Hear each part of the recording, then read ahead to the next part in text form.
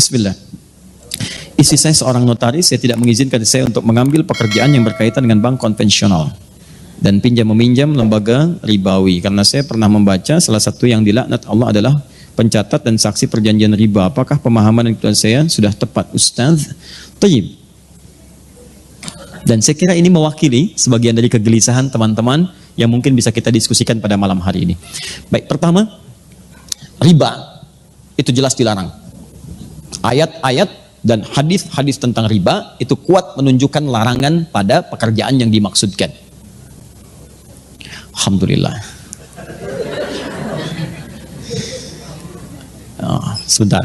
Hadis Muslim nomor hadis 1402 juga 1389. Man dalla ala khairin falau ajruhu mithla ajri fa'ilihi min ghairi an yankusa min ajri syai'. Siapa yang menunjukkan, memfasilitasi, membantu pada kebaikan, dia akan mendapat pahala yang sama dengan yang mengerjakan tanpa dikurangi sedikit pun. Ya, Masya Allah. Mudah-mudahan pahala yang menghapus sama dengan menulis ya. Baik. Ya, sementara saya tidak menulis dulu, fokus ini. Tahan.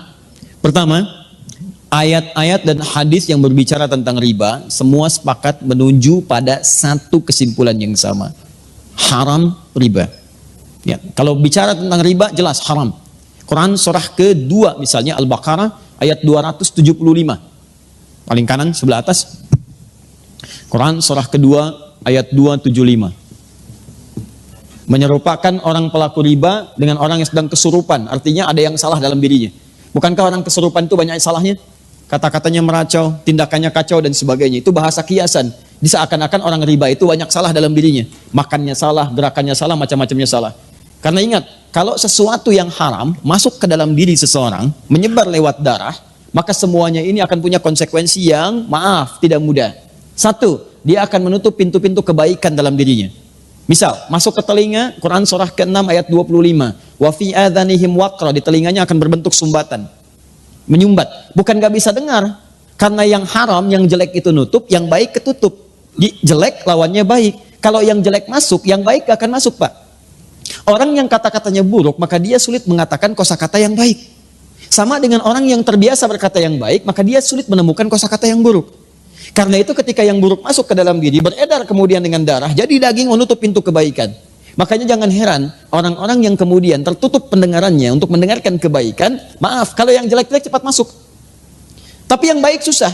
Bahkan rumahnya di sini, ini masjid, jaraknya cuma 5 meter. Speaker masjid ke rumahnya begini. Adzan berkumandang, Allahu Akbar, gak kedengaran. Sementara yang 500 meter bahkan 5 kilo, itu sebelum waktunya adzan sudah datang. Dengan kakinya dia melangkah, ini sepeda ada, mobil ada, segalanya ada, tinggal jalan kaki, gak tembus. As-salatu khairum minan naum, terbalik ke telinganya, an-naumu khairum minas salah. Ya, ini poinnya. Masuk ke mata jadi bahaya. Orang yang terbiasa makan yang haram, kemudian itu jadi darah, mengalir, jadi daging, menghambat ke matanya, maka di matanya ada penutup. Maka turun Quran surah kedua ayat ke-7. Paling kanan agak sedikit ke atas. Khatamallahu ala qulubihim wa ala sam'ihim wa ala absarihim ghishawa. Di matanya ada penghalang. Sehingga dia nggak bisa bedakan mana sesuatu yang baik, mana yang tidak baik. Masuk ke tangan, ini sentuhannya nggak baik. Sudah senang dengan yang haram. Kalau yang haram sudah menguasai dirinya, maka yang halal-halal akan cenderung terhindari. Istri yang halal sudah tidak dipandang lagi. Suami yang halal sudah tidak peka lagi. Anak yang halal sudah tidak disenangi lagi. Semua akan tergerak pada kepentingan-kepentingan yang haram. Seperti minyak tidak bersatu dengan air, maka haram pun tidak akan pernah bersatu dengan halal. Karena itu Allah katakan, pelaku riba itu cenderung punya masalah dalam hidupnya seperti orang yang kesurupan, dikerjai oleh setan. Kemudian sampai ke ayat Quran surah kedua, ayat 278-nya diminta untuk bertobat. Kemudian ayat 279-nya diminta untuk kemudian oleh Allah Subhanahu wa taala dengan ancaman yang kuat, kalau tidak mau bertobat maka Anda seakan-akan mengajak perang dengan saya dan Rasul. Maaf ya Bu ya, Pak ya. Anda dengan manusia saja kalau orang kuat sulit untuk mengalahkannya. Sekarang pengen ngajak perang dengan Allah. Maaf, kalau Anda punya masalah dengan manusia, saya punya masalah dengan orang Bandung, saya pindah ke Jakarta. Saya punya masalah dengan orang Indonesia, saya pindah ke Malaysia. Saya punya masalah dengan orang Asia, saya pindah ke Eropa. Tapi Anda punya masalah dengan Allah, mau lari kemana? Itu poinnya. Maka saya belum bicara tentang hukum, saya ingin bicara pertama tentang riba. Riba itu jelas haram. Riba sama dengan haram. Tahan. Maka segala unsur yang terkait dengan riba, semua keterangannya lewat hadis Nabi SAW. Baik pelakunya, baik pemberinya, baik pencatatnya, baik saksinya, dia dilaknat oleh Allah Subhanahu wa taala dan Rasulnya, tetap mendapatkan hukuman yang sama, haram. Pelaku, pemberi yang menerima, saksi, bahkan pencatat, fasilitator. Awas, saya belum bicara tentang profesi, saya bicara tentang riba. Jadi kalau ada orang mengerjakan kemudian riba, ya, bahkan saat ada alternatif yang lain dia paksakan untuk mengerjakan riba, maka dia masuk dalam kategori ini. Haram sama dengan dosa. Laknat, kalau sudah ada laknat, resikonya tidak mudah. Laknat itu resikonya paling dahsyat itu neraka jahanam. Baik, ibu tahu neraka yang paling ringan? Tadi kalau bapak baca Quran, naik sedikit ke ayat 56-nya, An-Nisa 56, itu neraka yang paling ringan. Paling kanan sebelah atas. Innal ladzina kafaru bi ayatina sawfa nuslihim nara. Orang-orang yang sulit diingatkan oleh kami melakukan dosa-dosa, tapi dosanya yang standar, yang biasa-biasa, itu dosa juga. Kemudian dia kerjakan itu melewati amal solehnya kemudian turun, amal salahnya naik. Masuk dia ke neraka yang paling ringan, sawfa nuslihim nara. Kami tarik ubun-ubunnya. Nusli itu dicelupkan seperti bikin teh celup. Pernah bikin teh celup? Ya, nanti coba ke ruang makan, ambil celupan, masukkan. Teh celup itu kan celupkan, angkat ya. Nah, nanti ada orang ditarik ubun-ubunnya dicelupkan ke neraka. Kullama nadijat juluduhum, setiap dicelupkan hancur semua tubuh dan kulit-kulitnya. Kenapa kulitnya disebutkan? Karena kulit indera perasa yang paling kuat. Jadi kalau ada orang dipukul kena kulit atau dicambuk kena kulit, cambukan pertama pasti sakit luar biasa. Karena kulitnya masih ada. Selanjutnya cambuk.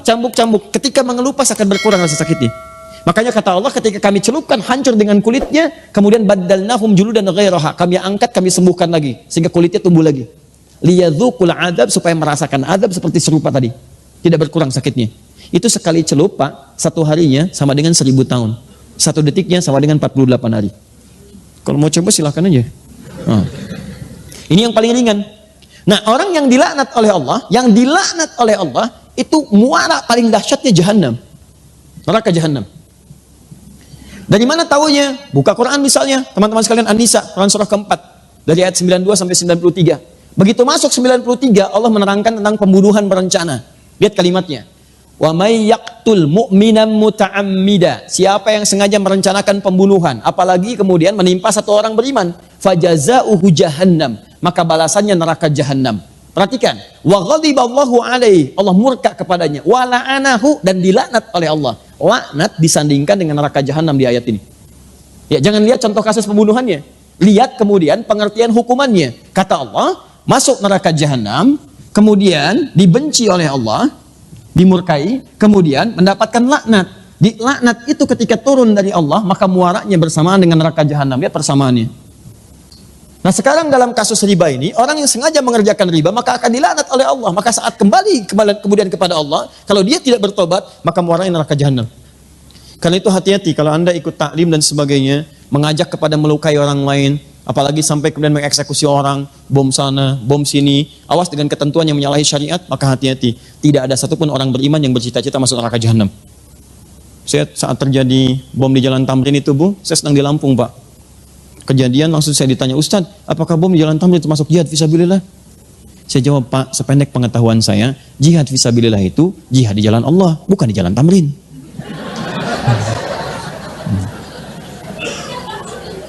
Sekarang balik sini ya. Lihat sini, fokus. Ini baru riba. Saya mau terangkan hukum dosa dulu. Nah, setelah itu baru kita masuk kemudian kepada pertanyaan. Ada bank konvensional tadi disebutkan. Di antara kemudian tautannya dengan jasa yang digunakan oleh notaris, boleh jadi ada kemitraan yang tersangkut paut dengan bank konvensional. Apakah setiap turunan dari transaksi bank konvensional menghasilkan riba? Itu pertanyaan yang pertamanya. Satu, apakah kemudian kalau ini menggunakan jasa bank konvensional termasuk dalam kategori riba pula? Itu kemudian yang mesti kita jawab. Nah, teman-teman sekalian, sekarang saya terangkan sedikit saja tentang hukum. Nanti saya masuk ke Fatwa MUI nomor 1 tahun 2004, ditandatangan tanggal 5 Dzulhijjah tahun 1424, ya, bersamaan dengan tanggal 24 Januari tahun kemudian 2004, ya. Jadi setahun sebelum didirikannya INI. Sini. Tahan, fokus ini. Pertama, lihat sini. Riba sama dengan haram. Haram itu hukum. Ada 5 hukum dalam Islam di usul fikih. 1 haram, kedua kemudian ada halal, ketiga ada mubah, keempat ada sunnah, kelima ada makruh. Baik, hukum ini akan selalu terkait berkelindan dengan perbuatan, bukan barang. Ingat, perbuatan. Setiap ada perbuatan, maka melekat hukum di dalamnya. Hukum sama dengan perbuatan. Ingat ya, bukan barang ya, bukan barang. Jadi semacam istilah uang haram, sebetulnya bukan uang yang haram. Tapi perbuatan yang menjadikan uang itu sulit untuk digunakan pada aspek-aspek yang baik. Nah sekarang, kaidah selanjutnya, fokus. Perbuatan ini akan terkait berkelindan dengan sebab. Dalam usul fikih disebut dengan illat namanya. Kaidahnya berbunyi, gak usah dihafal, yang penting paham. Al-hukmu yaduru ma'a illatihi. Al-hukmu yaduru ma'a illatihi. Hukum itu terkait dengan perbuatan yang terkait berkelindan dengan sebabnya. Apa sebab perbuatan itu yang menyebabkan ia dihukumi dengan 5 hukum tadi? Tahan. Ya, sampai sini nggak apa-apa, masih remang-remang, nggak ada masalah. Hukum terkait dengan perbuatan. Perbuatan terkait dengan sebab. Yang menyebabkan hukum turun, ini sebabnya. Apa sebab motivasi perbuatannya? Nah, sebab ini cukup menarik dalam tinjauan hukum Islam.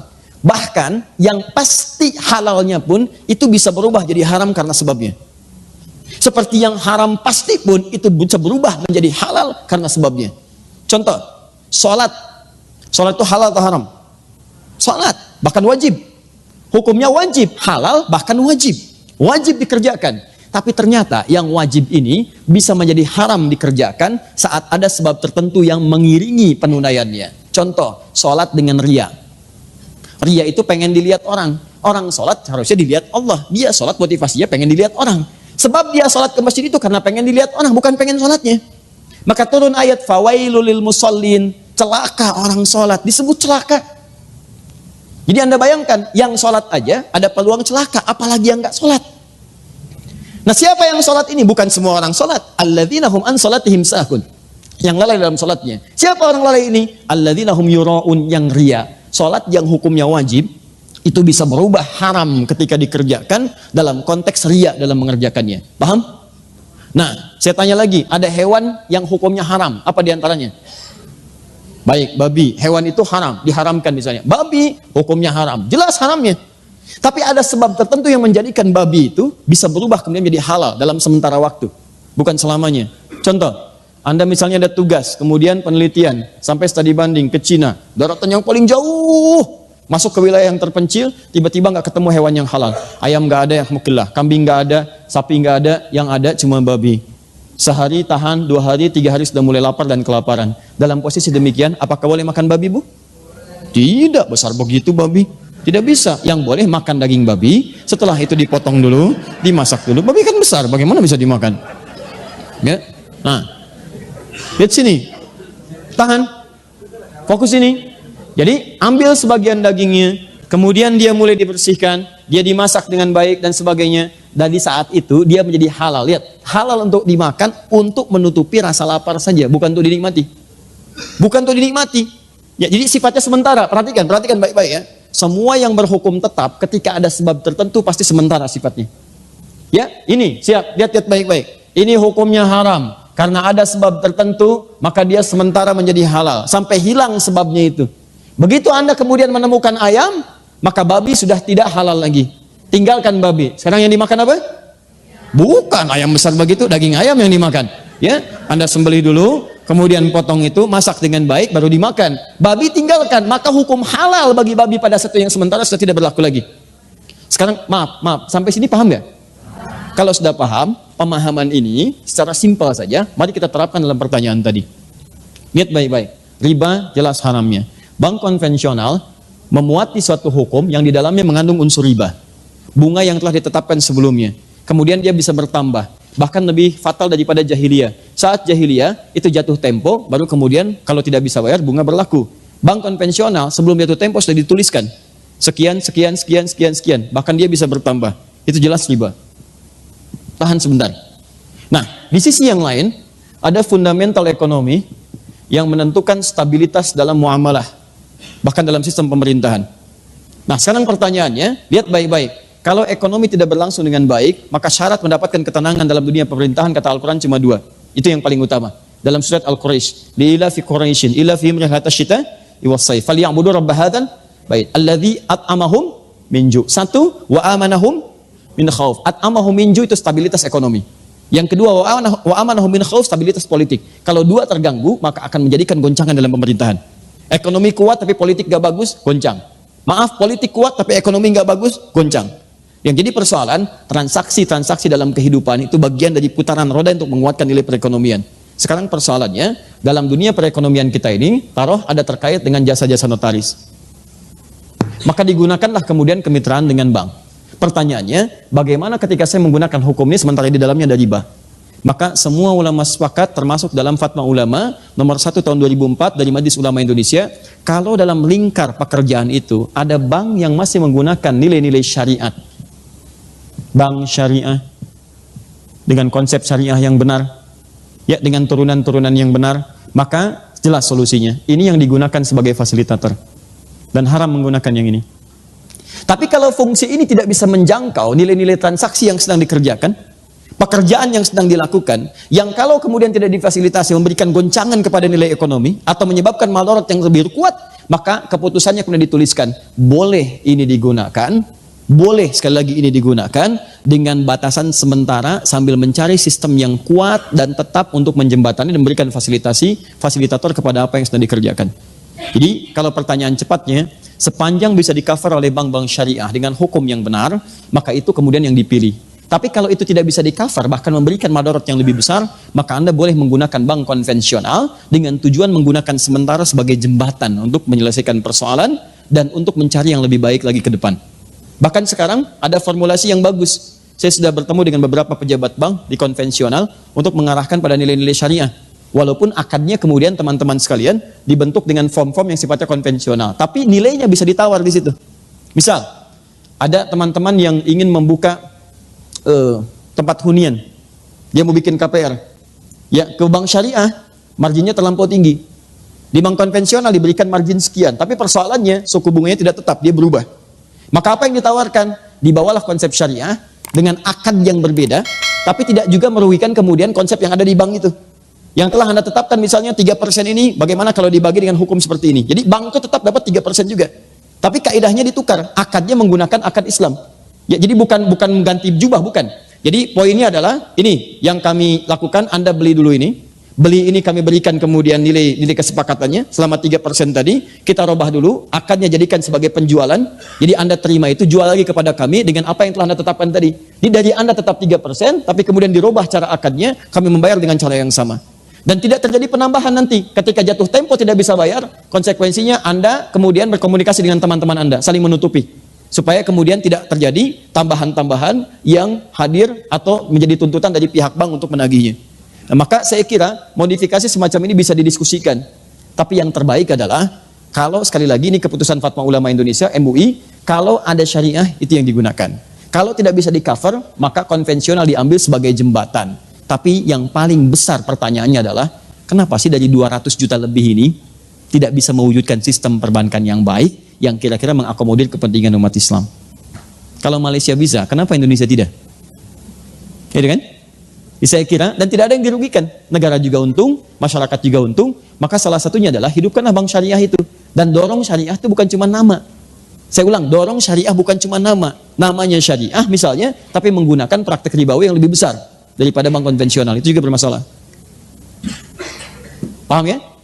Nah, jadi kesimpulan singkatnya, dalam konteks demikian, jika ada bisa itu ditangani oleh bank syariah, maka bank syariah itu yang diutamakan. Jika tidak memungkinkan, maka boleh menggunakan kemitraan dengan bank konvensional sepanjang memahami itu sebagai wasilah, bukan sebagai tujuan. Allahu a'lam bissawab. Itu yang mengatakan bukan Adi Hidayat, yang mengatakan adalah kesimpulan dari fatwa ulama dengan referensi-referensi yang kuat. Di Quran, hadis, juga Anda bisa buka kitab Al-Majmu' Syarah Muhadzab misalnya, juz yang ke-9 karya Imam An-Nawawi. Ya, juga fatwa ulama dari luar, Majma' Buhuth yang di Kairo, Majma' Buhuth kemudian yang di Saudi dengan yang lain-lainnya menyampaikan penyampaian yang sama.